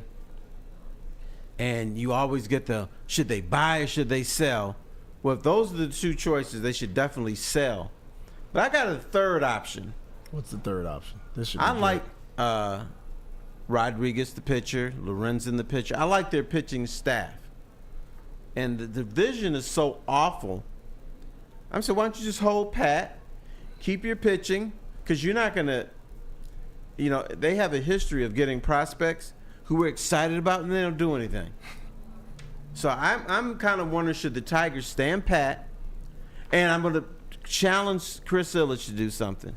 Stand pat, keep your pitching, keep your key players, and then this offseason go out and spend like a mug. Get some bats, buy some bats. Miggy's off the docket. You don't have to pay him anymore. There's probably a couple other people you don't have to pay. But just be a real owner. Tell your GM, go shopping, brother. Here's the checkbook. Bring me back a winner. Guess what Mike Ilitch did? Mike Ilitch was the same as Chris Ilitch. He didn't want to spend. He had a horrible team. And then one day he woke up and said, all right, I'm going to spend. And here's the thing about Detroit and Detroit baseball fans. If you give them a mediocre product, they'll show up. They'll fill your bank. They'll put money in there. The Ilitch family never understood that you don't have to be good for people to show up at Comerica Park. You don't have to be good. That sounds bad. It's true. That just sounds bad. If the Tigers were 500 right now, they'd be battling for first place, and that stupid park would be filled. Yeah, well, I think in general, Detroit, we're dying for a winner, and I think that's part of the reason why you say if they're mediocre, then people are going to fill up the stands. I just think we're dying for a winner. Think about it. The Pistons had top 10 in attendance, and they were the worst in the history of the organization, and we still had top 10 in attendance. Yeah, I would. You couldn't pay me to go see that slop. Oh God, what? Terry, dude. They won 17 games. Come on, put the makeup on this pig. But they were in a lot of them. Oh, shut up, dude. And this comes from a dude that played in the NBA. Here, let me explain an NBA game for you. All right, the better team is up by like 10 or 12 points at the beginning of the first quarter. By the end of the first quarter, it's like 28-26. And then that team may even be trailing at the halftime. And then the coach will call a timeout sometime in the second half, cuss his team out, and say, stop the bullshit, win the game, and they come back and win by 5 or 6 points. Or, in the case that's happened a couple times in the last 5 or 6 years, the Golden State Warriors are on the end of a long East Coast trip. And I don't care what you say, the last game, that team is of an East Coast or West Coast trip. That team has no interest in putting everything out there to win the game. But T. Foss, we beat Golden State twice. What's their excuse at home? Yeah. But then what happened after that? But they looked at the Pistons and like, it's not a real team. It's true. Why are you doing my boys like that, man? Cade was out the entire season. Mm-hmm. We had a bunch of young guys. Gonna be all right, man. Don't do my young boys like that. They didn't tank. They tanked. They did. They tanked. And they got the fifth pick. Guys, tanking is not allowed in the NBA, okay? But it happens. Here's how you tank in the NBA. Somebody is injured, and they say, you know what, I can play in a week or two. And you look at that player and say, no, you can't.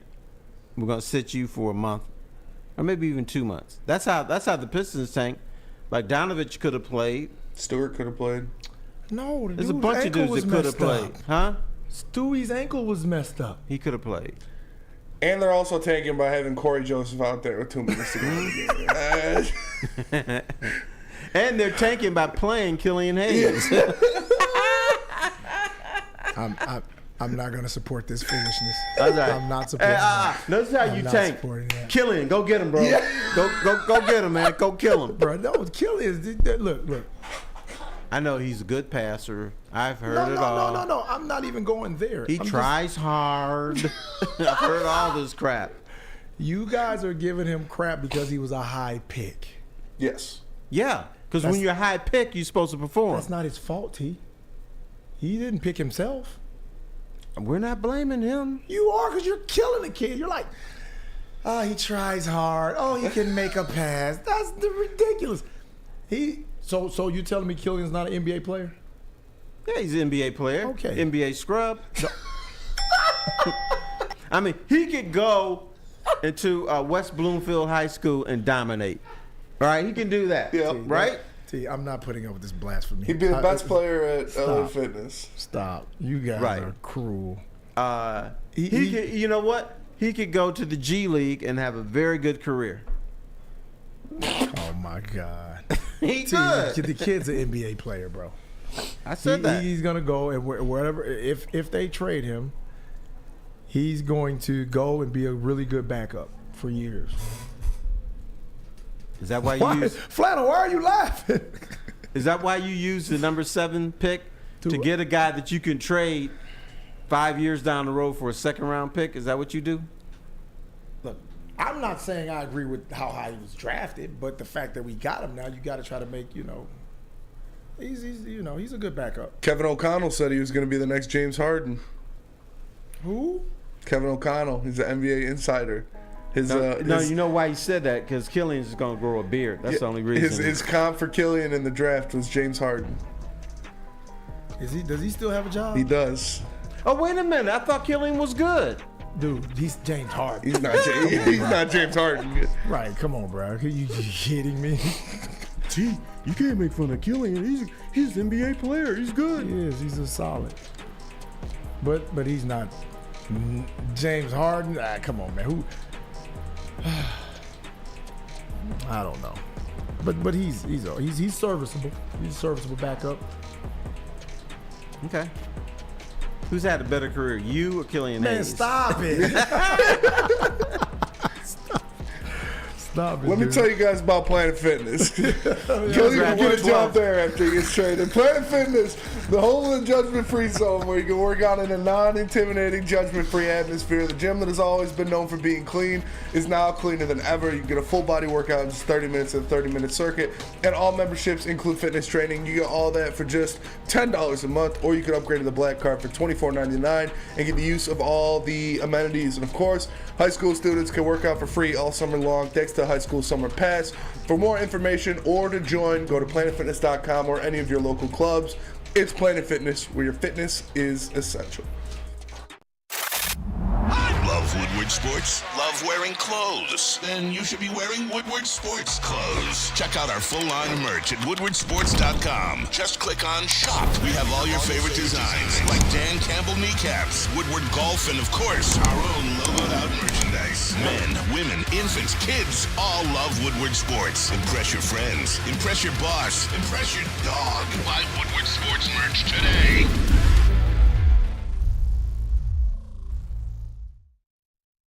At work and at home. We're there with smarter security solutions, featuring complete automation with customized alerts and more. For over 90 years, we've been the company that's been counted on to protect what matters most, all with personalized service and care. Right now, for a limited time, receive a free video device plus free installation with a new home system. Guardian Alarm. We protect Michigan. We aren't quite sure if they consume more beer or sports. Either way, the heavyweights are here. Live on Woodward Sports, daily 5 to 7 p.m. You know, I am so afraid to open up this segment because I think I'm going to shit on another one of Lindsey's boys. But he doesn't play for the Pistons. He doesn't play for any Detroit sports team. But I got a feeling that you and this guy are best friends. But I can't believe we are hearing stories of Malik Willis possibly coming to the Detroit Lions. That annoys me so bad. way. Some goofball from CBS Sports wrote a column saying that he would be a good fit here in Detroit, that the Lions could use a quote-unquote gadget quarterback, which they already have. Malik Willis is the number 2 or 3 guy for the Tennessee Titans. So what the hell do the Lions want with him? Insurance. Hendon Hooker, insurance. Mm-hmm. Nate Sudfeld, insurance. Mm-hmm. That's all the insurance you need. That's all the insurance you can afford on an NFL team. You can't have 4 quarterbacks. You're talking to the wrong person when you talk about not having 4 quarterbacks, because my team needed 5. And none of them can play. Oh my God. No, but the reason I bring it up is because I used to have these battles with Lion fans. The Lions have to draft Malik Willis. He's going to be a very good quarterback. And they thought, but not all of them, but some of them were arguing with me that the Lions should use the number 2 pick. But you know who they used the number 2 pick on that year? How long ago was this? 22. Oh no, who? Aiden Hutchinson. Who would you rather have on the Lions? Aiden Hutchinson Hall or of Famer. Malik Willis? It's a no-brainer. That's why, fans are so ridiculous at times. That's why He you can't. stunk as a starting quarterback in college. But then during the workouts, he's a great athlete. He could jump 80 inches and he can throw a ball 100 yards on his knees, but he can't play the position. But I can't believe some clown is falling for the fake about bringing him to the Lions. Well, he'll never see the field if he does come. What's the big deal? Because I You don't know. just don't like the guy. No. He seems like a really good guy because after some workouts in Indianapolis, he gave some homeless people some T-shirts, which was nice. Gave his coat to a homeless guy. I think he gave him some coupons at Carl's Jr. Just some burgers and fries. That's a hell of a guy. But he can't come to my town and try to play. That's what I'm saying. He's not going to play. He's an emergency just in case. break just in case of emergency. But you don't need that. And in fact, here's Okay, what you don't I need believe. It. You don't need it until you need it. You know who else can be a gadget quarterback here? Who? Sam Laporta, the tight end. Dude, stop. That doesn't work. Neither does Malik Willis. That doesn't work either. Man, come on. You just tell you. Don't bring him to my town. Let him live, man. He needs a job. If he needs a job, let him come here and just be in the quarterback room. Okay. You never know what could happen. All right. Go. Diamond in the rough. Well, no diamond in the rough. Diamonds in the rough for people who can actually play.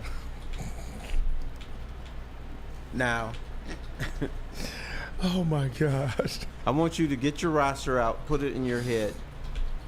Give me 3 young Detroit athletes. It have to be 25 or under. How about 24 or under that you would sign to a long-term deal? You can only sign 3 dudes. 3 dudes. Who are playing for the Pistons, the Red Wings, the Lions, or the Tigers now. I'm signing Hutch. Yes. I'm signing. Who else am I signing? Duran. Okay. And I'm signing Cade. Okay. Those are my 3. I thought you were going to pass by Cade, but yeah, I agree with that because he's definitely the franchise. Yeah. But I would throw in. I have to eliminate someone. What about Mo Sider from the Red Wings? Mo Sider is going to be the first Red Wing to make $9 million a year. So Steve Eisman, what I'm told, Steve Eisman is going to make that commitment to him. Yeah. So Steve's cool with him. I'm cool with him. Okay. Yeah. But I would go Cade, Mo Sider, Aiden Hutchinson. Okay. That's my 3 are Cade Cunningham for sure. Like you said, he's the franchise. I think he can go down as the second best point guard in Pistons history when it's all said and done. Cade, Mo Sider, Penei Sewell. Penei Sewell, yeah, that's another good one. Yeah, that is a great one. Because he changed the culture when they brought him here. When he got in the face of Aaron Donald, when he was throwing Nick Bosa around, like, he's the man. I asked the question, I was on Twitter goofing around. What 2 current Detroit Lions are going to wear a gold jacket? We talked about that. Mm-hmm. You know why you talked about it? Yep. Because Terry. Because of you. That's right. And I went Sewell and Hutch. That's where I would go. Sewell and Brad Holmes. He went Brad Holmes, that's right.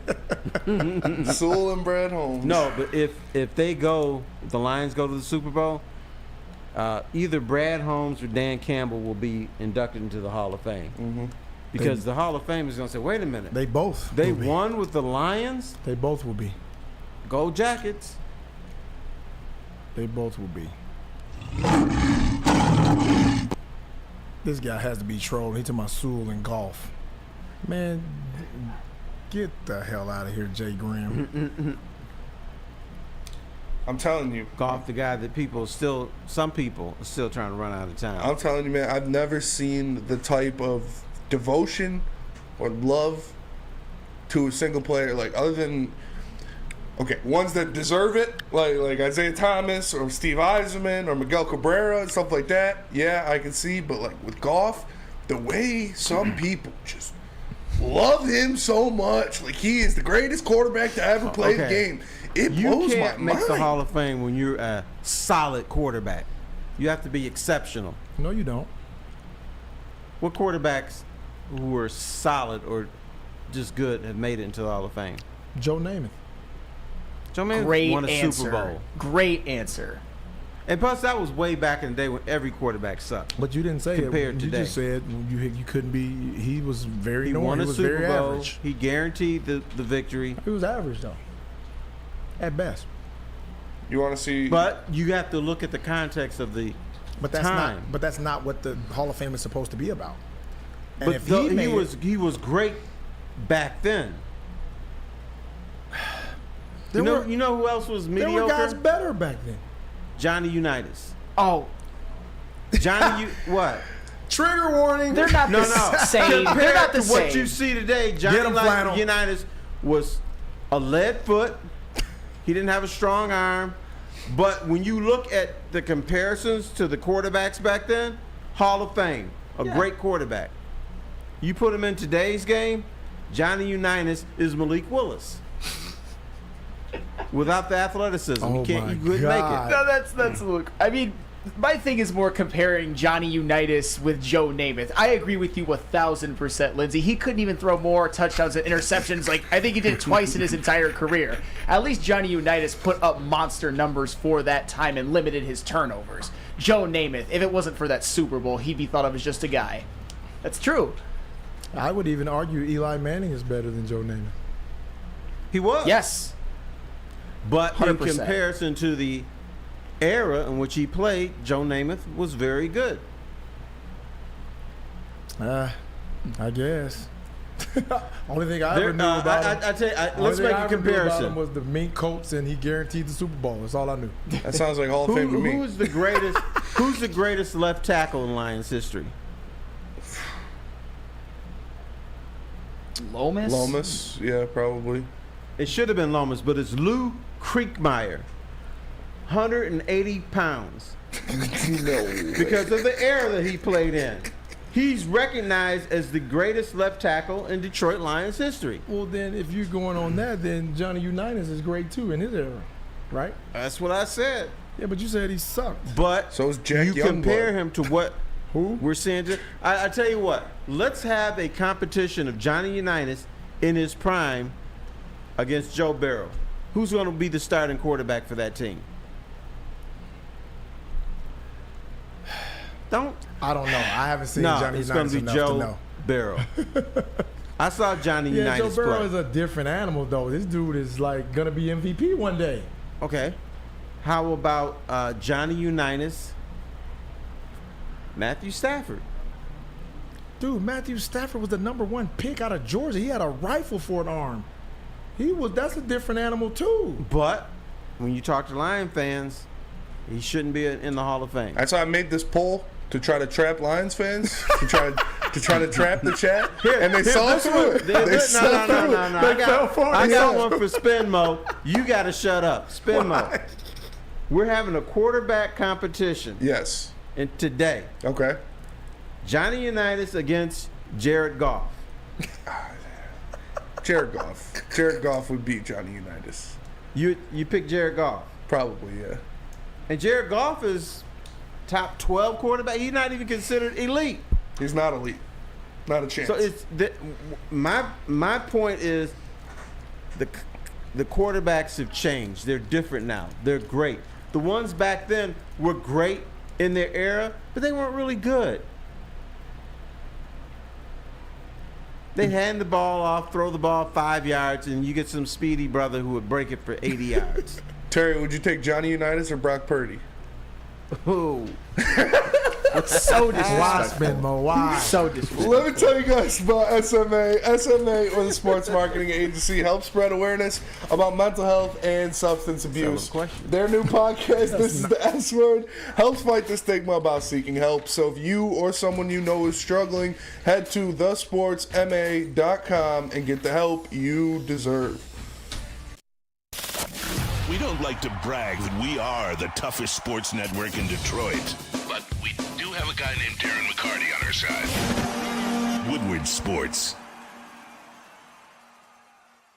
Introducing the Planet Fitness Guide to getting that post-workout glow. Step 1, what's your why? More epic energy? Better sleep? Blow off steam? Step 2, join Planet Fitness for just $10 a month and get moving in our clean and spacious clubs. Step 3, bask in that post-workout glow. Join Planet Fitness today for just $10 a month. Join today at any of the 50-plus Detroit area locations. It's the Randy Wise Celebrity Golf Tour.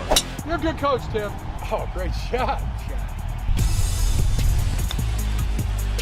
Some of the biggest names in Michigan sports, and some, well, not so much. Good.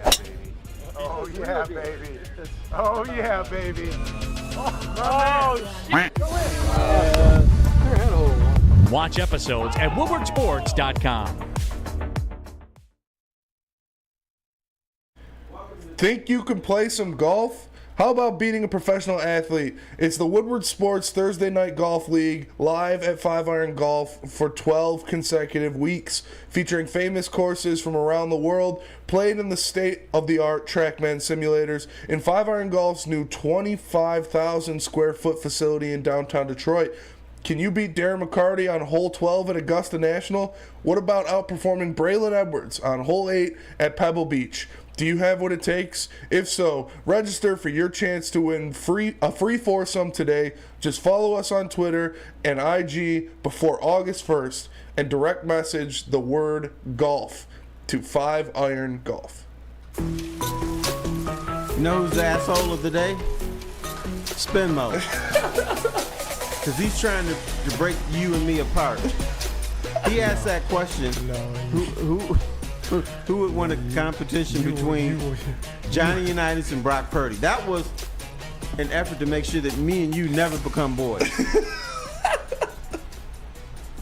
I see through you. I just wanted to know. No. I was just gathering information. And you know what? Hey, I picked Brock Purdy. No shit, Dick Tracy. Brock Purdy. Spin mode didn't work, brother. That's all right. You tried. He tried. It didn't work. Did you guys see the video of Cade Cunningham playing ball? Yeah, I don't want to see that. I want to see him in that. I want to see him on the hardwood, the real hardwood. I mean, he's playing against NBA guys. Yeah, but it's summertime, and the new NBA guys don't play basketball like the older guys used to. They don't. Pickup ball is not real pickup ball anymore. They don't even try. He's giving Kuminga buckets. I like to see that. I mean, Kuminga. I just like to see him back on the court, man. It just makes me happy. I think, he'll be fine. I just don't like. I affiliate pickup ball, today's pickup ball, with the All-Star game, and you see how that is played. Yeah. Oh God, it's awful. That's how they play pickup ball now. Like it's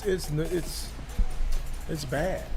Back in the day, pickup games were intense. better. They were better than the regular games. Because Yeah. there's no coaches, nobody telling you what to do, and they go and kill each other. It was intense. It's not like that anymore.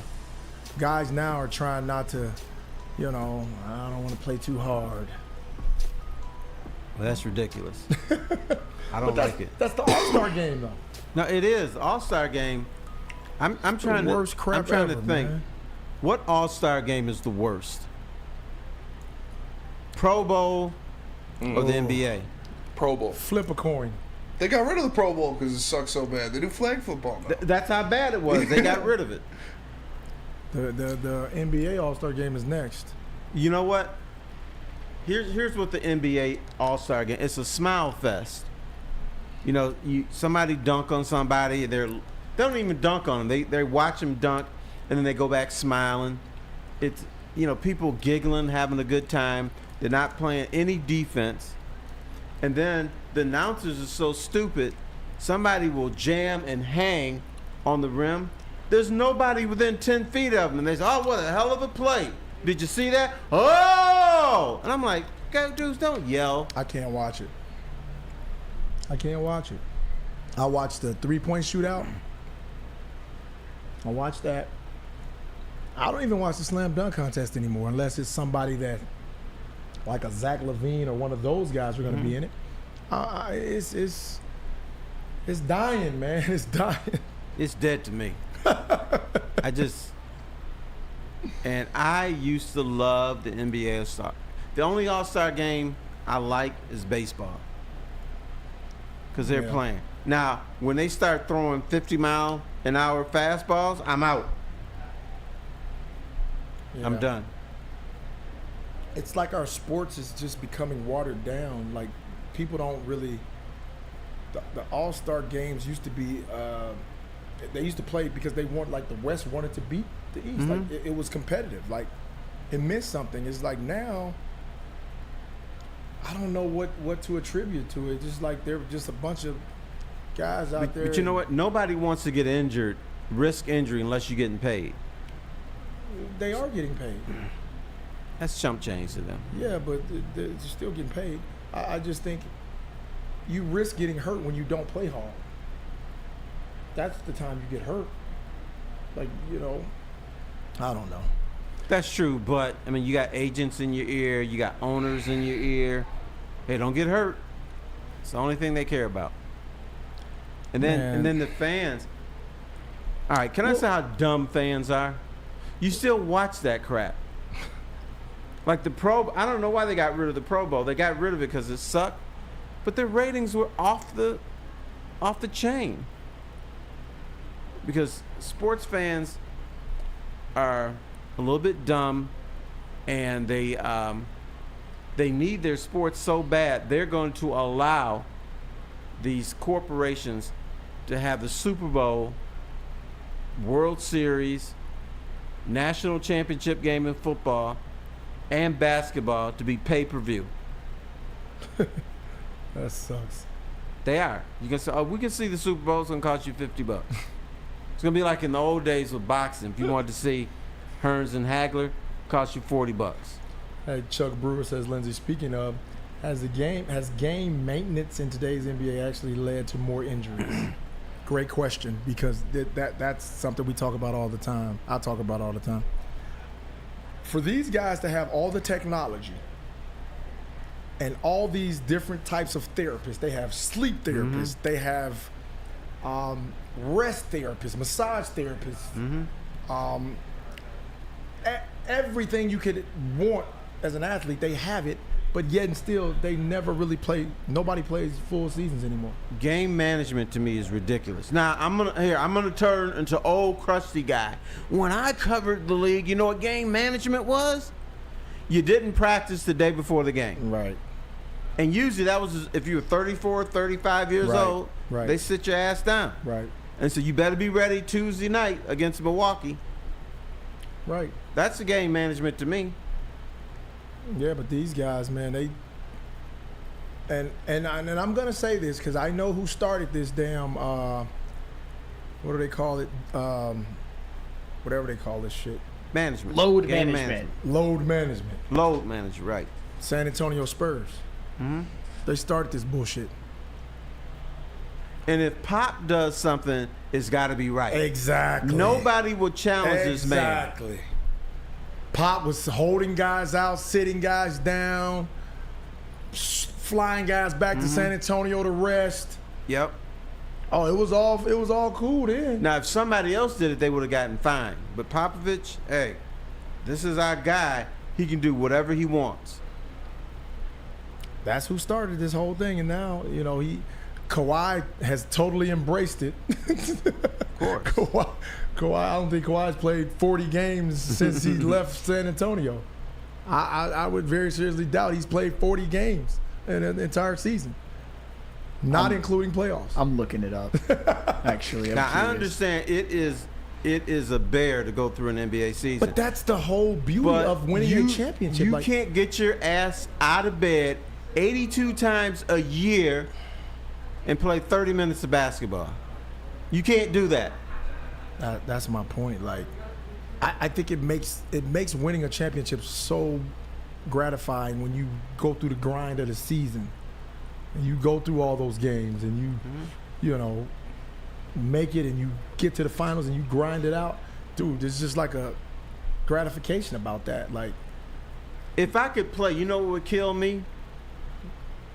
I'm getting up, wearing a damn suit, sitting on that cramped ass bench, and I'm not playing. And I'm watching my boys play. That would kill me. Yeah, but they don't wear suits anymore. They wear these outlandish outfits. Well, I wear a suit, man. I'm not an outlandish guy. I'm conservative. You wouldn't go the Russell Westbrook style fashion? Couldn't do it. When I was young, I couldn't do it. Now that I'm older and I'm a grizzled veteran, no way I could wear that crap. I'm not showing up to a game looking like a circus clown. We talked about this last time. The outfits that these guys wear, man. It's like the Village People and Cameo. Those are the outfits that they wear in today's like NBA guys. Like, and I'm sure your most outlandish outfit is you probably wore plaid a couple times. No, I didn't wear plaid. I was basic. I'm not wearing plaid. No, but I really that bothers me about the NBA is guys sit out so much. Yep. That bothers me, and it's like we're gonna schedule times for you to sit out. What the hell? How do you do that? You know who loses out? Joe Sixpack. Right. There's some dude. Okay, you know what? We're a little bit short this month, but I'm gonna put it on the credit card. I'm gonna go see LeBron James play at LCA because the only time I get to see him play live. And then LeBron, does he even play in Detroit anymore? When they come here, he always sits out. Always sits out. I went. Shout out Chad Johnson. He gave me an easy courtside tickets, and LeBron did play. So did Anthony Davis. They were both playing. When? Last year. Cade was out, but they almost won. Jaden Ivey had a good game. But LeBron and AD did play. Shocker. Yeah. Did you look up that? I did. So let me look at his past 6 seasons. Kawhi has played 52-0. That was Erie Torres ACL. 52, 57, 60, and 9. That was that year where he had that issue with his quad and like not trusting the team doctors. You remember that? Yes. He has not played. Damn, he's missing. After Kawhi won his championship in Toronto, he said, I'm chilling. Shoot, he hasn't played more than 60 once during his time with the Clippers. Maybe that's why they've been such a disappointing team with him and Paul George, haven't won anything. Oh my, that's crazy. Hasn't played a lot of basketball lately. He needs a guardian. I'm chilling, brother. He most certainly needs a guardian. And I mean, I think all of us in here could use a guardian from time to time because we could all work on our defense in all areas of life. And it's a new year. Let Guardian Alarm offer you customized solutions from real experts. Our professional technicians take the time to recommend security and automation solutions specific to your needs. 24/7 professional monitoring. Call us anytime, day or night, and know that a Guardian team member will stay on the phone as long as needed. Technology backed by people. Your safety and security deserves technology that's been proven to work and people who have been proven to care. Call them at 1-800-STAY-OUT. That's 1-800-STAY-OUT. Guardian Alarm, your local security experts. Love Woodward Sports? Love wearing clothes? Then you should be wearing Woodward Sports clothes. Check out our full line of merch at woodwardsports.com. Just click on shop. We have all your favorite designs, like Dan Campbell kneecaps, Woodward golf, and of course, our own logoed out merchandise. Men, women, infants, kids all love Woodward Sports. Impress your friends. Impress your boss. Impress your dog. Buy Woodward Sports merch today. Big Boy Strawberry Fest has officially arrived, and we're here to show you the very best flavors of the season. Satisfy your sweet tooth with our deep-fried vanilla Oreos, strawberry hot fudge cake, and a slice of our classic strawberry pie. But that's not all. Cool off on a refreshing summer splash salad, or savor the flavors of our chicken Caesar wrap and strawberry bacon chicken wrap. And for breakfast lovers, don't miss out on our strawberry hotcakes or our mouth-watering red velvet waffle. Strawberry Fest is something for everyone. Celebrate the sweet season with us at Big Boy. We are the network for Detroit by Detroiters. Welcome to the Woodward Sports Network. All right, the final segment of Big D Energy. And so you can ask us any questions you want. Now, I want you guys to ask questions to Flip Flop Lindsey over here. I see you wearing a little floppy hat, which is appropriate. Now, I'm going to ask you a question here. I'm not a flip-flopper. You're a flipper. I'm going to start calling you Flipper. But let's be a man and answer this question truthfully. Be a man. Be a man. If Rick Carlisle remained the head coach of the Detroit Pistons, would you have won the title in 2004? Well, you can't ask that. Does everything else stay the same? Like we trade for Sheet, all that happens, right? Bam. There he goes. It's tough. It's like because I just Larry Brown was so instrumental in. Okay, come on.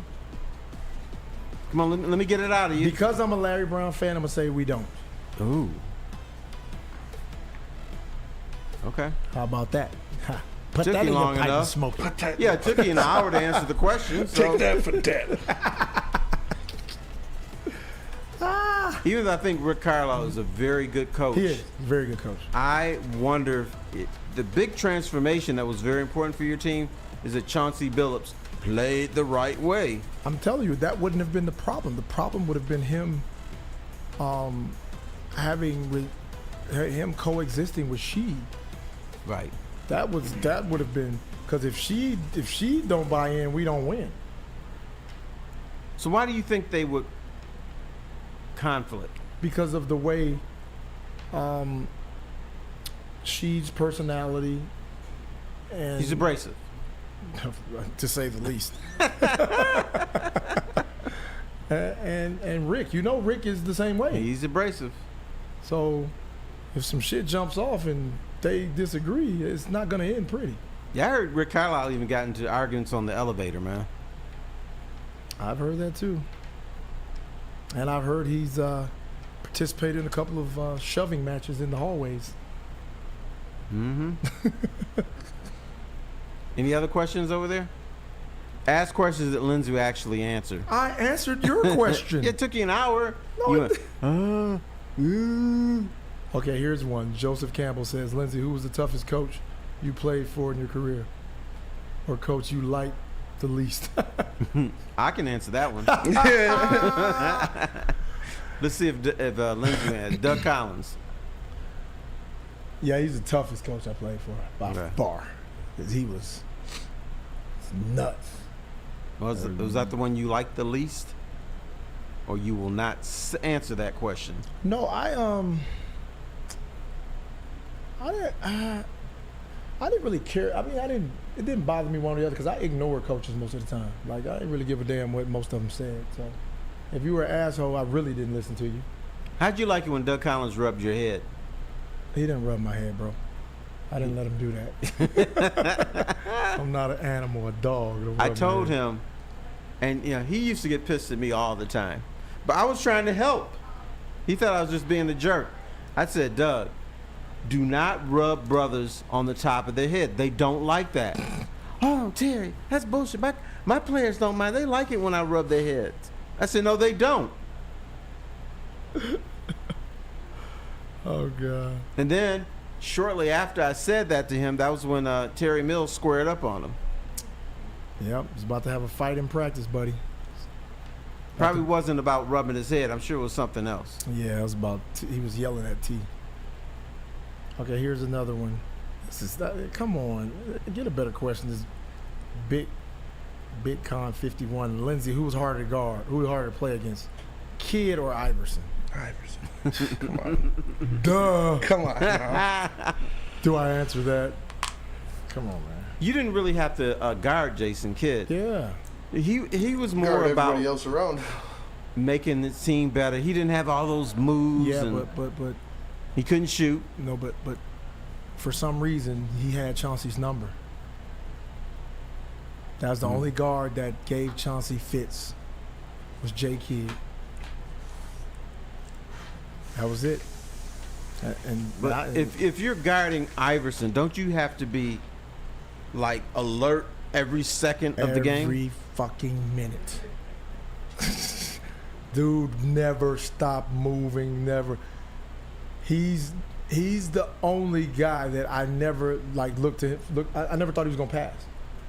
I was like, this little fucker's coming at you every second to score. Right. And the only guy, he's the only guy that you could force him left and he still would beat you and get back to the right hand. It was amazing. Like, that shit was amazing. We watch it on film. I'm like, this fucker got back to that right hand. Like, he was tough, man. Tough. Okay. I didn't like him. You didn't like AI? No. Are you kidding me? Because he accused me of pecker checking. Pecker checking? What the fuck is that? Looking at his junk. What? We were interviewing. No, we were in a pack and we were interviewing someone and they weren't totally dressed. So I turned away. and I just happened to be looking in his direction. He thought you and was then looking he at thought it. I was checking out his package. So I didn't like him because of that. That's fair. I was